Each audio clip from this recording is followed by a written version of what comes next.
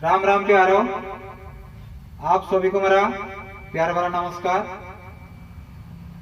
आज का दिन शुभ और मंगलमय हो। जय श्री राम, जय जगन्नाथ, हर हर महादेव। जेमितिका भगवान श्री कृष्ण आओ भगवान श्री रामचंद्र को लीला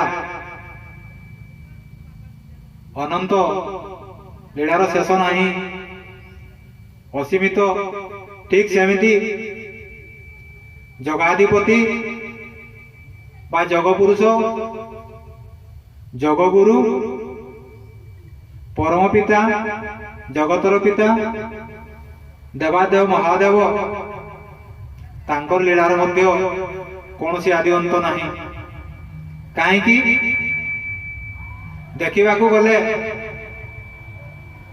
देवादेव महादेव तो सदा सर्वदा जगरे बसतांती।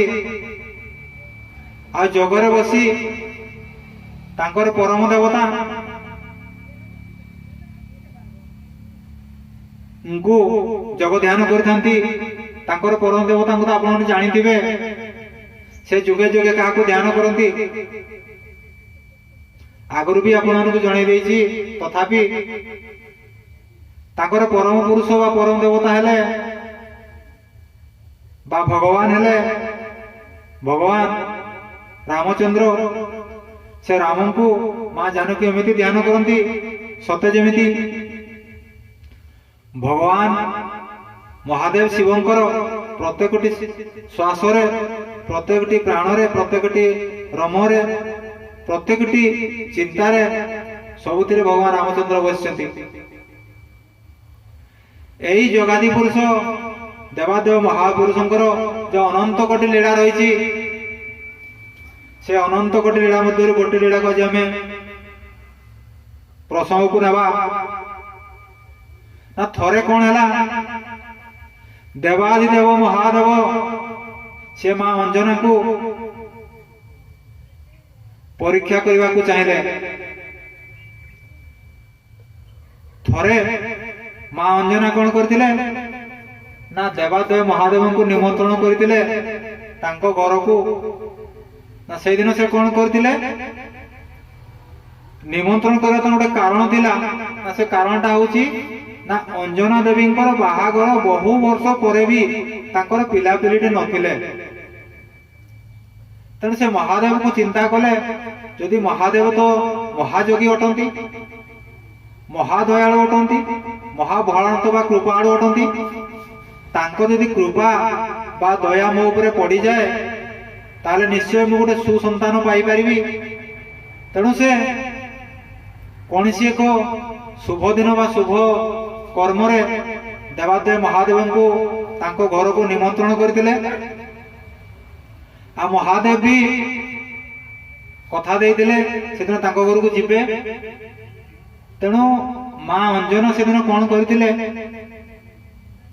ना 56 व्यंजन सब 56 प्रकार व्यंजन प्रस्तुत करते ना। कहीं ना महादेव आसबे ताको खाइबा को देबे, संतुष्ट करिवे, किछि सेवा करिवे, किछि आशीर्वाद नेबे। से बरटे चाहिछंती मागिबे ते मोर गोटे सुसंतानटे दरकार अछि, मते गोटे भलो संतानटे दियंतु।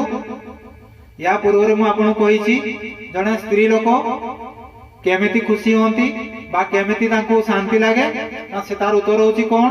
जदि जड़े स्त्री लोक गोटे भल स्वामी मिलगला ताले से स्त्री लोक बहुत खुशी हो जाती। ता संगे यदि गोटे भल बलवान पुत्रटे से पाई, बलवान बुद्धिमान ज्ञानवान यदि से गोटे संतानटे पाई ताले से मार खुशी सीमा न थाए, से आनंद नाचते उठती। तेणु जहाँ पाखे भल स्वामीटे अच्छी आ भल पुओटे अच्छी से स्त्री लोक पाखे केबे दुख ना, दुख ताको छुई पारे ना। कहीं मन सब खुशी थाए, से जहाँ चाहिए से पाई था। ठीक सेमिति यही कथाटी मैं अंजना को मध्य उद्रेक होती।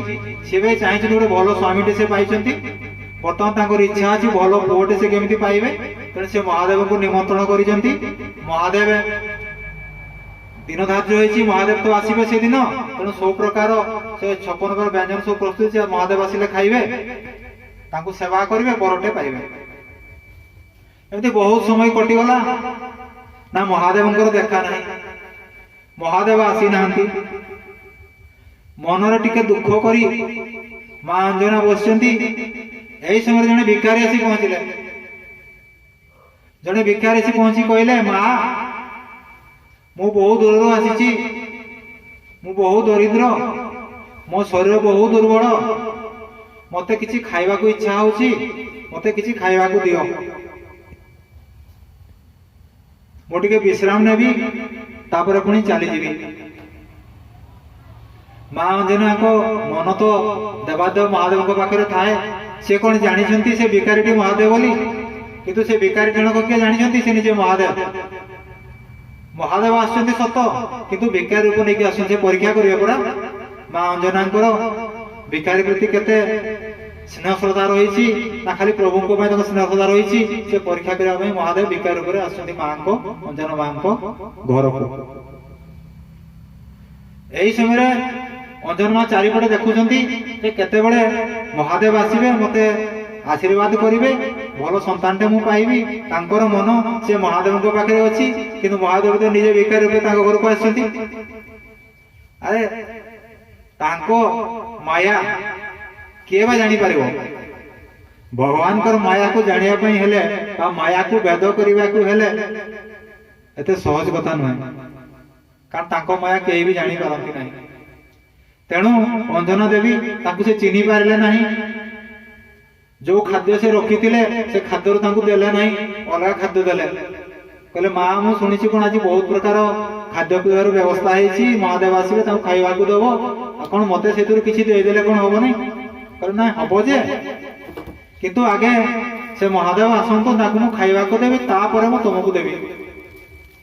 यापर भिखारी जनक कृत्रिम भाव बहुत रागिगले कहले तो शिवटा गोटे ठकुआ शिवटा तो महादेव हूँ ठकुआ से केबे आसबे नहीं से क्या देखा दिखती ना एमती बहुत प्रकार रोगेले माँ अंजना को महादेव देखिले ब्राह्मण रूप भिखारी रूप आसी जो अंजन देव से केते रागी कर जिते बड़े भिखारी जन को बारंबार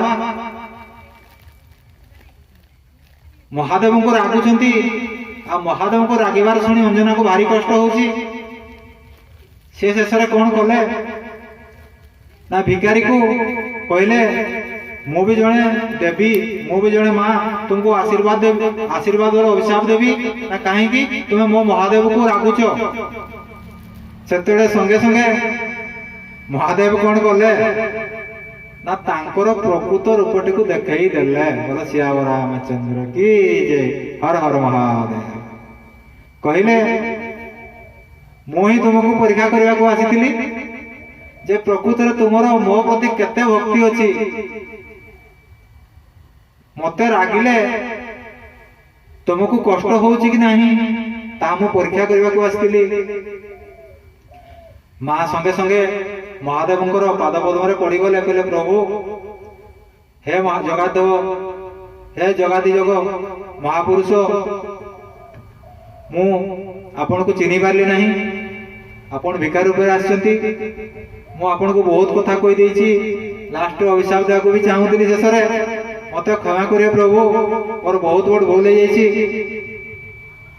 महादेव कहले ना माँ तुमर केमिति भूल गला अरे भूल तो मु करिछि मु तुम प्रभु को विरोध में मु कहिछि मु परीक्षा करबा चाहूली कि तुम जो संतान टी पाइबा को चाहूछ प्रकृत रे उपयुक्त संतान पाई पाइबो कि नहीं से महादेव को मु गाड़ी दउतली जाहो क्या प्रार्थना हला महादेव ताको आशीर्वाद कले ये 56 प्रकार जो व्यंजन है ताको खिया पिया कले माँ ताकर यथा समय सेवा शुश्रूषा कले तापरे महादेव माँ जानकी हाथ मुंडरे हाथ रखी कहले देवी अंजना आज तुमर दुख समस्त दूर हो गला आउ मु तुमको आशीर्वाद दउची तुमर गोटे एमिति पुत्र जन्म हम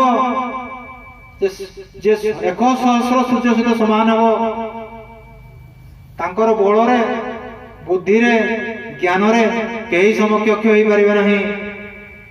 ସିଏ ସୂର୍ଯ୍ୟଙ୍କ ଠାରୁ ଜ୍ଞାନ ଅର୍ଜନ କରିବେ, ବେଦ ବେଦାନ୍ତ ଶାସ୍ତ୍ର ଉପନିଷଦକୁ ସଙ୍ଗେ ସଙ୍ଗେ ତାକୁ ଚର୍ବିତ ଚର୍ବଣ କରି ସାରିଦେବେ। ସେ ମହାଜ୍ଞାନୀ ରୂପେ ଜଗତରେ ପୂଜା ପାଇବେ। ସେ ରାମଙ୍କର ପରମ ସେବକ ହେବେ। ସେ ହେଲେ ଗୋଟିଏ ମାଙ୍କଡ ଛୁଆ ବା ବାନର ଛୁଆ ଜନ୍ମ ହେବେ।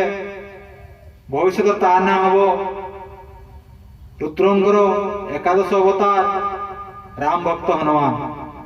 ତେଣୁ ଏଇ ଆଶୀର୍ବାଦ ସେ ମାଙ୍କୁ ଦେଇ ସଙ୍ଗେ ସଙ୍ଗେ ଫେରି ଆସିଲେ ଏବଂ ଅଞ୍ଜନା ମାଙ୍କ କିଛି ଦିନ ପରେ ଗର୍ଭ ସଞ୍ଚାର ହେଲା। ଭଗବାନ ରାମଚନ୍ଦ୍ରଙ୍କ କିଛି ଦିନ ପରେ ହିଁ ସଙ୍କଟ ମୋଚନ ଶ୍ରୀ ହନୁମାନଙ୍କର ଜନ୍ମ ହେଲା। ତାପରେ ତ ଆପଣ ଜାଣିଥିବେ ସେ କେତେ ଉଦ୍ଧତ ଥିଲେ। ସେ ଜନ୍ମ ହଉ କହିଲେ ଯେ ମତେ ବହୁତ ଭୋକ ଲାଗୁଛି, ତୁମ କ୍ଷୀରରେ ମୋ ପେଟ ପୁରୁ ନାହିଁ। ମା ଅଞ୍ଜନା ଚିନ୍ତା କଲେ ଛୁଆର ସିନା ପେଟ ପୁରି ଯାଉଛି କିନ୍ତୁ ଏ ବୁଦ୍ଧି ପେଟ ତା ପୁରୁ ନାହିଁ। ବୁଦ୍ଧି ପେଟକୁ କେମିତି ପୁରେଇବେ ନା ସେ କହିଲେ ସେଇଟା ଗୋଟେ ନାଲି ଫଳ ଟୁକୁ ଟୁକୁ ହେଇ ଗଛରେ ଝୁଲୁଛି, ସେ ପାଚିଲା ଫଳକୁ ଯାଇକି ଖାଇଦବୁ ଯା, ତୋର ପେଟ ପୁରିଯିବ। ଏ ତ ଛୋଟ ଛୁଆଟା ନା ଆଜ୍ଞା, ଏ ଜାଣିବେ କେମିତି ସେ ସୂର୍ଯ୍ୟ କି ଚନ୍ଦ୍ର କି ଆଉ କଣ। ଯେତେବେଳେ ମା କହିଦେଇଛନ୍ତି ଯେ ଆକାଶରେ ଗୋଟେ ଗଛଟେ ରହିଛି, ନାଲି ଟୁକୁ ଟୁକୁ ଗୋଟେ ଫଳଟେ ପାଚିକି ଝୁଲିକି ରହିଛି, ତୁ ଯିବୁ ତାକୁ ଟପ୍ କରି ଖାଇଦବୁ। ହନୁମାନ ଚିନ୍ତା କଲେ ଆରେ ତ ଭଲ କଥା, ମା କହୁଛନ୍ତି ମତେ ନିହାତି ଭଲ କଥାଟି କହୁଥିବେ। ସେ ଏକ ଲମ୍ଫରେ ଯାଇକି ସୂର୍ଯ୍ୟଙ୍କ ପାଖରେ ପହଞ୍ଚିଲେ। ଅବଶ୍ୟ ଏଥିରେ ତାଙ୍କ ପିତା ବାୟୁଦେବଙ୍କର ଅଶେଷ କୃପା ଥିଲା। ଯାଇକି ସାଙ୍ଗେ ସାଙ୍ଗେ ସେ ସୂର୍ଯ୍ୟକୁ ବିଡ଼ି ପକେଇଲେ। ସେବେଠୁ ସେ ସୂର୍ଯ୍ୟ ପରାଗ ଆଜି ପର୍ଯ୍ୟନ୍ତ ହେଇ ହେଇ ଚାଲିଛି। ସୂର୍ଯ୍ୟଙ୍କୁ ରାହୁ ତ ଗ୍ରାସ କରନ୍ତି ସତ, କିନ୍ତୁ ତା ପୂର୍ବରୁ ସେ ଛୋଟ ଟିକି ହନୁମାନ ସେ ସୂର୍ଯ୍ୟକୁ ପ୍ରଥମେ ଗିଳି ଦେଇଥିଲେ। ତାହେଲେ ଦେଖନ୍ତୁ ଯେ ମହାଦେବ ଯୋଉ ଆଶୀର୍ବାଦ ଦେଇଥିଲେ ମା ଅଞ୍ଜନା ଦେବୀଙ୍କୁ ଯେ ମହାବଳବାନ, ମହାତେଜିଆନ, ମହାବୁଦ୍ଧି, ମହାଜ୍ଞାନୀ ସନ୍ତାନଟେ ପାଇବୁ, ତେଣୁ ସେ ପ୍ରଥମରୁ ପ୍ରମାଣ କରିକି ଦେଖେଇଦେଲେ ଯେ ସେ ଜନ୍ମ ହଉ ସୂର୍ଯ୍ୟଙ୍କୁ ଗିଳି ଦେଇଥିଲେ। ଏମିତି କୌଣସି ଦେବାଦେବୀ ନାହାନ୍ତି କି ଜନ୍ମ ହଉ ସୂର୍ଯ୍ୟଙ୍କୁ ଗିଳି ଦେଇଛନ୍ତି। ତେଣୁ ଇଏ ହଉଛି ଦେବାଦେବ ମହାଦେବଙ୍କର ମା ଅଞ୍ଜନାଙ୍କୁ ଆଶୀର୍ବାଦ। ଇଏ ହଉଛି ଗୋଟେ ଆଜ୍ଞା ମହାଦେବଙ୍କର ଲୀଳା। ସେ ଯେହେତୁ ଲୀଳାମୟ, କୃପାମୟ, ଦୟାମୟ, କରୁଣାମୟ, ତେଣୁ ସେ ଲୀଳା କରିବାକୁ ଯେହେତୁ ଆସିଛନ୍ତି ସଂସାରକୁ, କିନ୍ତୁ ସେ ଲୀଳା କରିବେ। ଆଉ ଲୀଳା ନ କଲେ ତ ସଂସାର ଶେଷ। ସଂସାରରେ କୌଣସି ବଞ୍ଚିବାର ମଜା ହିଁ ନାହିଁ।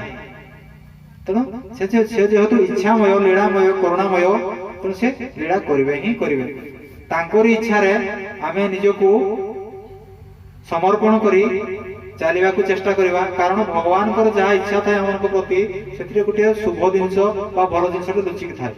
ଭଗବାନ ଯୁଗେ ଯୁଗେ ଯାହା ବି କରିଛନ୍ତି, ପ୍ରତ୍ୟେକଟି ତାଙ୍କର କର୍ମ ପଛରେ ଗୋଟେ ଭଲ ଜିନିଷ ଲୁଚିକି ରହିଛି। ଆମେ କହୁଛୁ ମଣିଷ ମାନଙ୍କର ଗୋଟେ ଦୋଷ ଅଛି। ନା କଣ ଦୋଷ ଅଛି ମଣିଷଙ୍କର?